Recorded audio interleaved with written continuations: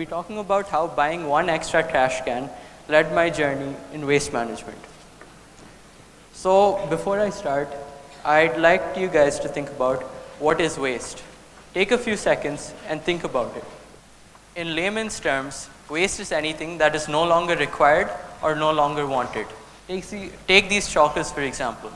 In this, the chocolate wrapper is useless because we have a new 500 rupee note. People won't even think about picking it up. So it's no longer wanted or required by anyone. So it's considered as waste. So in Hyderabad, how much waste do we produce as a daily basis? We produce around 4,500 metric tons every day. So this is unsegregated waste, which includes dry waste, wet waste, and reject waste. This container right here, the shipping container, can hold up to 4 to 5 tons of waste. So every day, 1,000 of these will be going into our dump yards. So why do we have so much waste? One of the main reasons behind this is consumption. So as we consume more, we tend to waste more. So if we're buying more pizza boxes, then more of those will end up in the trash. And another problem with consumption is, most of what you buy will end up in the dump yard within 6 months. So if you're buying milk cartons, or a chair, or even a shirt, most probably within 6 months it will end up in a dump yard. Another reason behind why we waste so much is industrial waste. So industrial waste is anything that is produced as a byproduct of converting raw materials into the goods which we use every day. So if we're having oils, converting our oils into plastics, there's a byproduct, waste. When we extract metals from ores, there's waste. When we take dyes, metals, papers to make a Tetra Pak, there's the waste. So how much of this waste is recycled? Only 10% of the 4,500 tons is recycled. So India has a lot of compostable waste as well. So that includes your leftovers. And it's something that is very easy to handle. It's so easy to handle that you could do it at home itself. You just need a composting pot. So why aren't we recycling? It's mainly because of the lack of segregation. Because we're not segregating, there's no recycling. We're not segregating because we're lazy. And this lethargy is what is holding us back. So my personal experience with waste management. I started off by buying one extra trash can and put it right next to my old trash can. So whenever I'm about to throw something, I have 2 trash cans. One for dry waste, which includes recyclables, and one for wet waste. So by the end of the day, I have a trash can full of wet waste and a trash can full of dry waste. The wet waste I can handle by putting it in a composting pot. For the dry waste, I didn't know what to do with it. So I did something what most people would naturally do. I Googled it. So I found this company called Waste Ventures Online.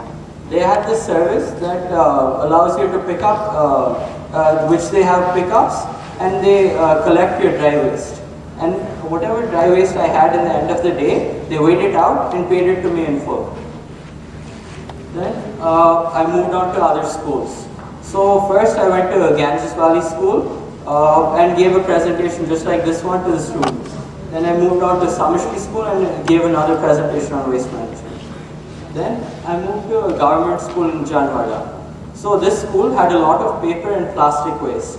Whatever paper and plastic waste which they had, they ended up putting it right outside their school and burning it.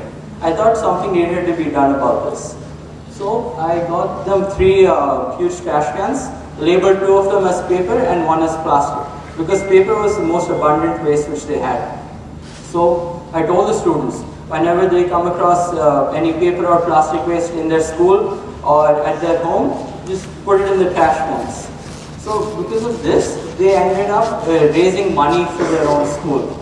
As they put more and more trash, they get more funds to buy new sports equipment or buy new books.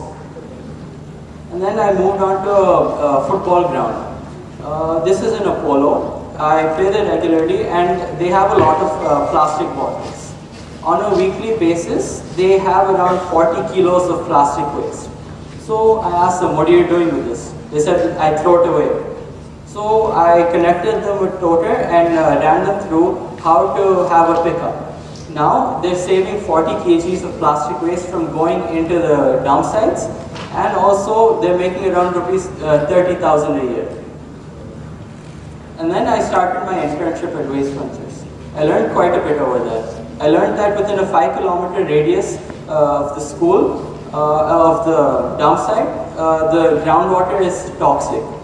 And there's a reason why there's always smoke coming out of dump sites. One is that people burn it to save more space. Another is because these dump sites, the mounds, they self-ignite. Because a lot of the waste in this is compostable, the composting process is exothermic. From all the pressure of that weight, the heat gets trapped inside the mound.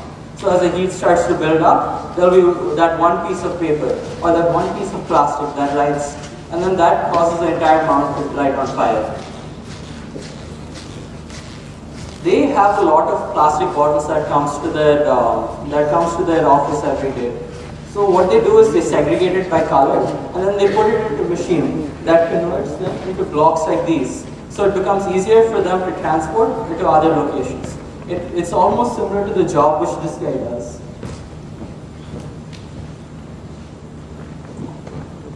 So this t-shirt which I have right here, and this one, it's made completely out of plastic. 12 plastic bottles to be exact. So what they do is that they convert the plastic bottles into a sort of thread and then make t-shirts out of it. They can also make pants or shoes. And in the process of making these shirts, it uses less water than the conventional cotton t-shirt. While washing them, it takes less water than a conventional cotton t-shirt. And then we have Tetra Paks. They can't separate the layers of the Tetra Paks because there's fine layers of aluminum paper. So what they do is they shred it down and then they compact it to make a plywood. So this plywood here is stronger than regular plywood, and you can use it for making furniture.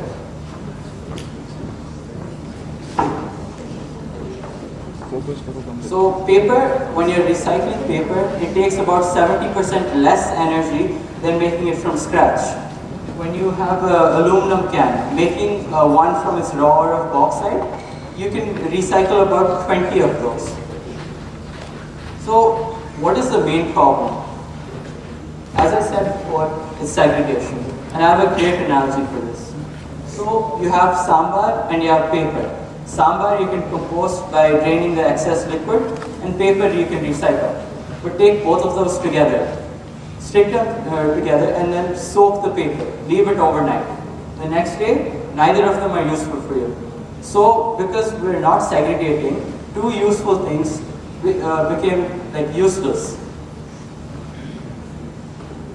So why am I talking to you guys about this? I started off pretty small. I started off at my own house by buying one extra trash can.